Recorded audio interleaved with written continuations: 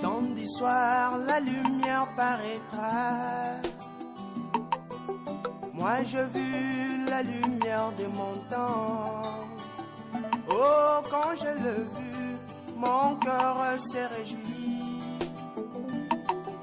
de reconnaître le message de mon temps. Il m'a révélé sa parole. Il m'a révélé son secret.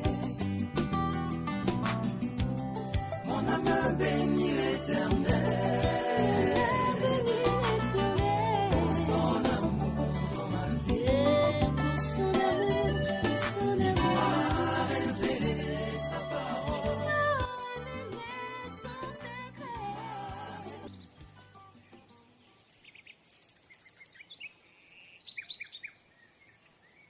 Un jour, de l'autre côté de l'océan Pacifique, dans un petit village au Kentucky, aux États-Unis d'Amérique, un petit enfant naquit le 6 avril 1909 à 5 heures du matin, dans une cabane en bois.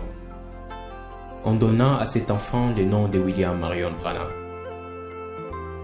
À sa naissance, son père Charles Branham avait 18 ans.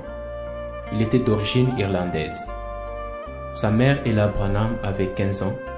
Elle était mi-indienne. C'est sa grand-mère qui était la sage-femme au moment de sa naissance. Comme il faisait encore sombre, son père ouvrit la petite fenêtre pour qu'ils voient tous les petits enfants qui venaient de naître. En ouvrant la fenêtre, il y avait là un petit oiseau qu'on appelle rouge-gorge qui recoulait au buisson qui était près de la fenêtre. Soudain, une lumière entra par la fenêtre en tourbillonnant et s'éteint au-dessus de l'endroit où était couché le bébé. La lumière est restée suspendue sur lui pendant un temps, puis s'en alla.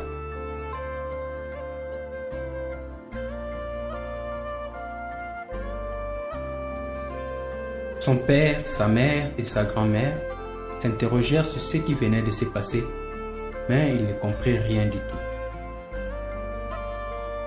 Ses parents ne fréquentaient aucune église à l'époque, mais quand il eut 10 jours, ses parents l'amenèrent dans une église baptiste de la région pour sa consécration. William Branham est né d'une famille très pauvre. Il n'a pas beaucoup étudié et ne s'est arrêté qu'aux études primaires. C'est à l'âge de 3 ans que Dieu lui parla pour la première fois. Alors qu'il était en train de jouer avec son frère, il a entendu une voix venant d'un arbre lui disant que tu vivras dans une ville appelée New Albany dans l'Indiana. Quand il fréquentait l'école, ses collègues de classe se moquaient sans cesse de lui.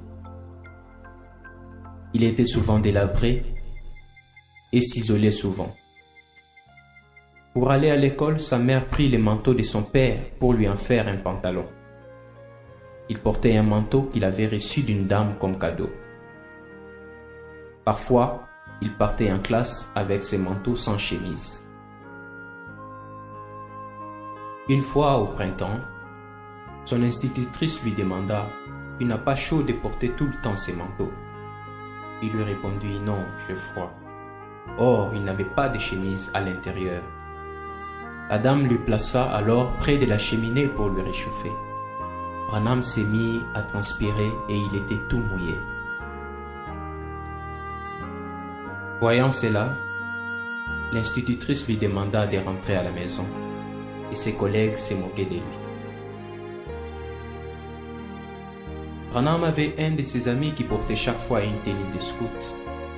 Et Branham lui avait dit que quand ta tenue sera usée, donne-la-moi. Des jours plus tard, il remarqua que son ami ne portait plus cette tenue. Il lui rappela de la lui donner, même si c'était déjà en lambeaux. Il porta cette tenue comme telle et s'en alla à l'école.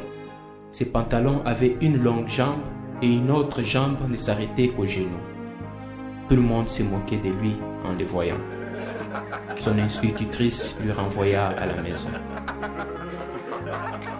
Pendant la pause, alors que les autres prenaient des sandwichs, des gâteaux, des biscuits et autres, Branham était tellement pauvre qu'il ne pouvait manger comme les autres. Il s'est retiré loin de la cour avec son frère pour aller manger des légumes et la mélasse. Ses collègues l'avaient surnommé Squab, le sauvage du Kentucky.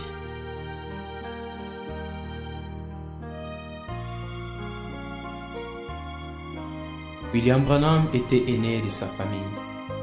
Chaque jour après l'école, il était obligé d'aller puiser de l'eau pour apporter à la distillerie de son père. Un jour, à l'âge de 7 ans, alors qu'il s'était assis sous un arbre en train de pleurer par le fait qu'il devait toujours puiser de l'eau alors que lui aimait aller pêcher avec ses amis après l'école. Tout à coup, il entendit un bruit semblable à un tourbillon de vent qui fit whoosh.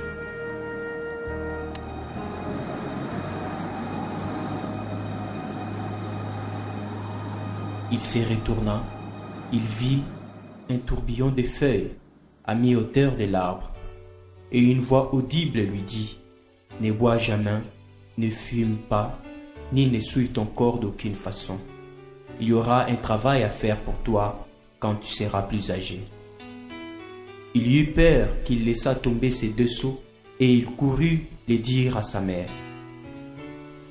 Sa maman l'amena chez un docteur et le docteur dit par la suite : « Non, Branham est tout simplement nerveux. » Un mois plus tard, alors qu'il jouait, il y eut un étrange